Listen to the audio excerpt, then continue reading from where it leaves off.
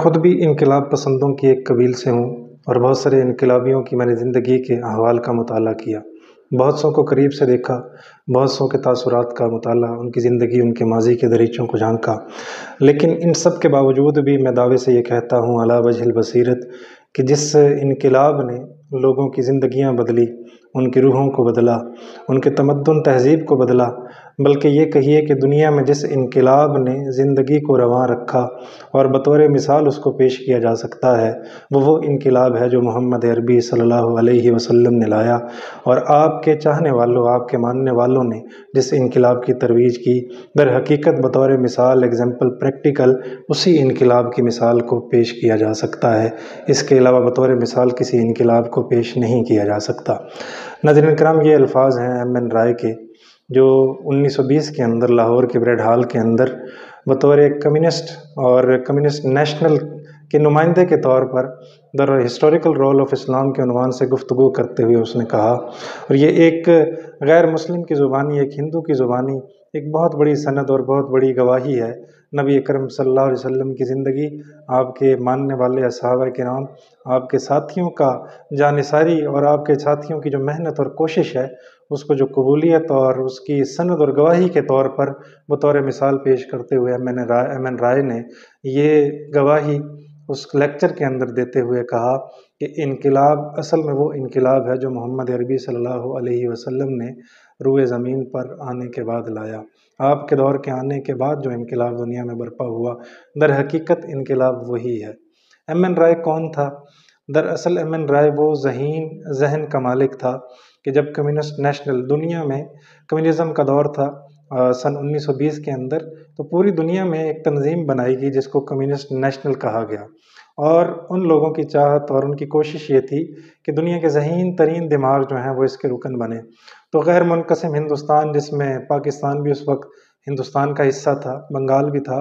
ان میں سے ذہین ترین جو بندہ انہوں نے چنا وہ ایم این رائے تھا، یعنی بطور نمائندگی کے کمیونسٹ کے ہونے کے ناطے کمیونسٹ نیشنل کا جو نمائندہ بنایا گیا وہ ایم این رائے کو بنایا گیا۔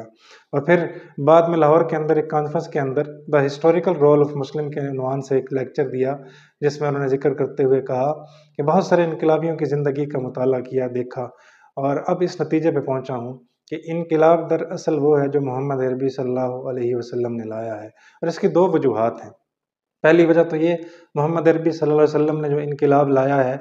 اس انقلاب نے بہت سی چیزوں کو یکسر بدل دیا ہے۔ اس انقلاب میں نہ تو معاشی استحصال تھا، نہ تہذیبی جو ہے وہ ناکامی یا قحط تھا، اور نہ ہی اس میں جبری استبداد تھا، ظلم ستم تھا، بلکہ اس انقلاب نے ہر چیز کو یکلخت بدل کے رکھ دیا ہے۔ یہ بہت سارے ادوار میں ہم نے دیکھا کہ چیزیں تبدیل ہوئی، لیکن یہ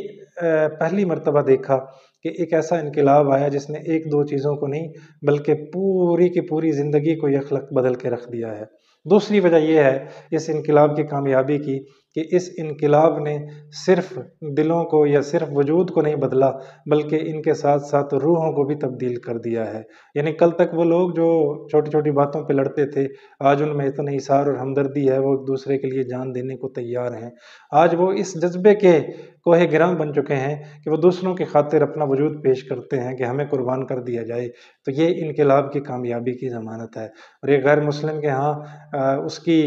حضور علیہ السلام کی زندگی کے مطالعے کے بعد یہ آقا علیہ السلام کی زندگی کی ایک بڑی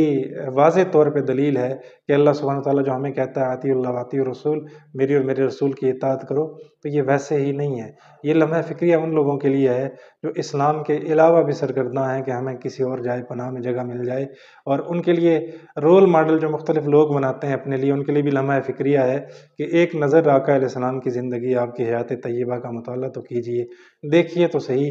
دل کی گہرائیوں سے ذرا سا اگر جھانک کے آپ دیکھیں گے تو حضور علیہ السلام کی محبت آپ کے دامن میں پیوستہ ہو جائے گی اور آپ کو اپنی جانب کھینچ لائے گی۔ اللہ تعالیٰ ہمیں آقا علیہ السلام کی محبت اور اطاعت کی توفیق نصیب فرمائے۔ السلام علیکم ورحمۃ اللہ وبرکاتہ۔